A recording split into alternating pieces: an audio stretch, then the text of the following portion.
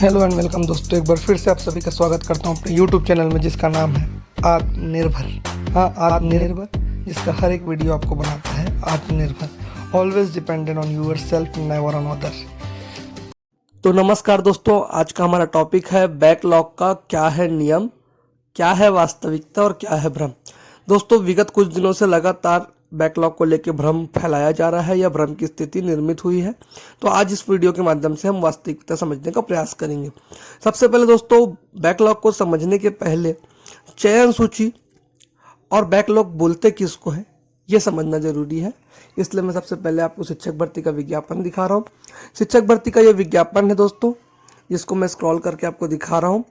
इस पर हम समझेंगे कि चयन सूची और प्रतीक्षा सूची में क्या अंतर है, दोनों की वैधता कितने समय की होती है, और उसके बाद हम समझेंगे कि बैकलॉग किसे कहा जाता है, किस पद को बैकलॉग कहते हैं करके, और उसका नियम क्या है। तो दोस्तों, सबसे पहले तो आप ये चीज़ समझ लें कि पात्र सूची के उपरांत जो अंतिम चयन सूची जारी की जाती है नियोक्ता द्वारा, उसकी जो अवधि होती है चयन सूची की, जिसके आधार पर नियुक्ति दी जाती है, उसकी अवधि 6 माह की होती है। कितने की दोस्तों? 6 माह की होती है। 6 माह के लिए वो वैध होती है वो सूची, ठीक है, 6 मंथ के लिए। उसके बाद क्या होता है दोस्तों? उसके साथ एक प्रतीक्षा सूची जारी की जाती है। प्रतीक्षा सूची की जो वैधता होती है चयन सूची जारी करने के दिनांक से 9 माह की होती है। अब यहाँ पे चयन सूची से तात्पर्य अंतिम चयन सूची से है। चयन सूची में यदि पूरे पद के लिए योग्य अभ्यर्थी प्राप्त नहीं हुए हैं या पार्ट पे निकाला गया है तो उसे पूरक सूची कहा जाता है, अंतिम चयन सूची नहीं कहा जाता। तो दोस्तों, इसके संबंध में हम राजपत्र का भी अवलोकन कर लेते हैं। दोस्तों, पहले मैं एक चीज़ और आपको साथ में बताना चाहूँगा कि जब किसी पद पर कोई भी योग्य अभ्यर्थी एक निर्धारित अवधि तक प्राप्त नहीं होता है, कब तक? एक निर्धारित अवधि तक, जो कि राजपत्र या नियमानुसार उल्लेखित हो और वो योग्य हो। तो योग्य व्यक्ति यदि किसी निर्धारित अवधि तक, जो पहले से पूर्व निर्धारित हो, उस तक अगर वो व्यक्ति नहीं मिलता है तब ही कोई सीट बैकलॉग पे जाती है, अन्यथा की दशा में नहीं जाती है, ठीक है। अन्यथा की दशा में ऐसा नहीं है कि वो कोई ज्वाइन करके छोड़ दिया तो बैकलॉग पे चले जाएगी, ऐसा कुछ भी रूल नहीं होता है। तो राजपत्र को देख लेते हैं दोस्तों। राजपत्र के कड़िका 3 में देखेंगे आप 158 पेज नंबर है। पेज नंबर 158 का सब पेज नंबर 10 है कोष्टक में। उसके कड़िका 3 में स्पष्ट रूप से क्या उल्लेखित किया गया है कि रिक्त पदों की पूर्ति हेतु आयोग चयन समिति द्वारा प्रत्येक प्रवर्ग के लिए, मतलब हर एक वर्ग के लिए चयन सूची जारी की जाएगी, जिसकी वैधता कब तक की होगी? 6 माह की होगी, जो पहले ही पढ़े हैं। उसके बाद ऐसे प्रवर्ग के लिए एक प्रतीक्षा सूची भी जारी की जाएगी, जिसको हम क्या बोलते हैं? Waiting list. प्रतीक्षा सूची भी साथ में ही जारी की जाएगी, जिसमें न्यूनतम एक नाम और अधिकतम पदों के 25% तक का सम्मिलित किया जाएगा। प्रतीक्षा सूची की वैधता एक चयन सूची के जारी करने की तारीख से 9 माह की होगी, ठीक है दोस्तों। कितने माह की होगी? 9 माह की होगी। कब, किसके साथ जारी किया जाएगा?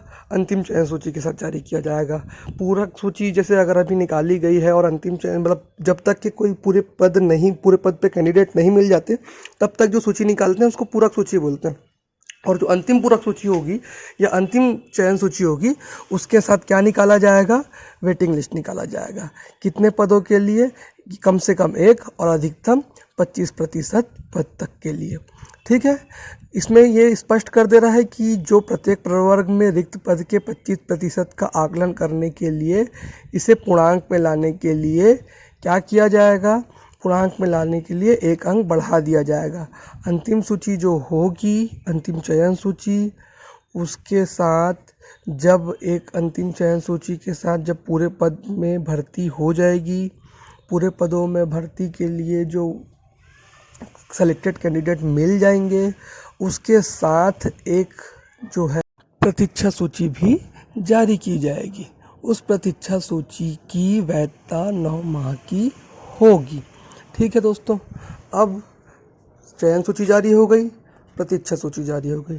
प्रतीक्षा सूची की वैधता चयन सूची के जारी करने से 9 माह की हो गई। प्रतीक्षा सूची जो जारी की है वो कैसे जारी की जाएगी? प्रवर्गवार, मतलब कि जिस जिस वर्ग के लिए अलग अलग वर्ग के लिए अलग अलग सूची जारी की जाएगी, ST SC OBC, ठीक है। जैसे पहले अपन आरक्षण के नियम में देखे हैं हॉरिजेंटल वर्टिकल, वो सारा चीज़ इस पर लागू होगा। अब इसके आगे अपन जाते हैं कड़िका नंबर 7 में और पॉइंट नंबर 7 में देखते हैं, तो इस पे स्पष्ट करता है कि किसी अभ्यर्थी, अब यहाँ पे हमको बैकलॉग को भी समझना है। अच्छा, बैकलॉग समझने से पहले एक चीज़ और समझ लेते हैं कि इसको हमको यदि अपूर्ण में मतलब अपूर्ण अंक में प्राप्त होता है, ये जो 25% है, जैसे 3.25 प्राप्त होता है, तो हमको उसको 4 कर देना है। क्या कर देना है? 4 कर देना, मतलब पूर्णांक में बदलने के लिए हमको एक आगे की संख्या मान लेनी है, ठीक है।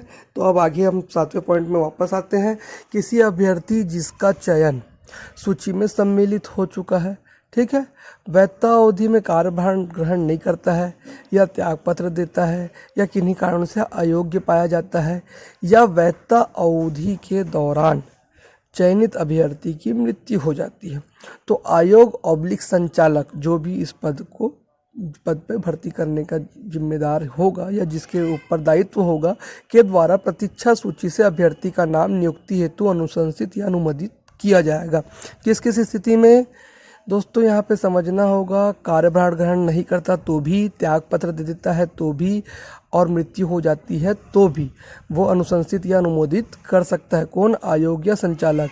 इसका मतलब यदि मान लेते हैं कि किसी पद पे किसी व्यक्ति का चयन हो गया, या मान लो कि किसी व्यक्ति का सहायक शिक्षक और शिक्षक दोनों पद पे चयन हो गया, अब यदि वो सहायक शिक्षक के पोस्ट पे पहले ज्वाइन हो जाता है और उसके उपरांत सहायक शिक्षक के पद को त्याग करके शिक्षक के पद को बाद में ज्वाइन कर लेता है, तो सहायक शिक्षक का पद बैकलॉग पे नहीं जाएगा। कब तक नहीं जाएगा? उस 9 माह तक जब तक कि उस प्रतीक्षा सूची की वैधता होगी। इस तरीके का नियम जो है राजपत्र में उल्लिखित है दोस्तों।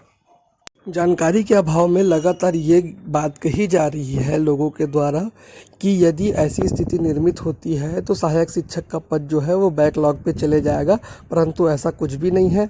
यदि ये किसी पदाधिकारी द्वारा भी बोला जा रहा है या किसी विभाग के अधिकारी द्वारा भी बोला जा रहा है, तो ये सब फाल्स बात है दोस्तों। राजपत्र के हिसाब से ही भर्ती होगी, नियम संगत ही भर्ती होगी, और राजपत्र में जो है वो आपके सामने स्पष्ट है।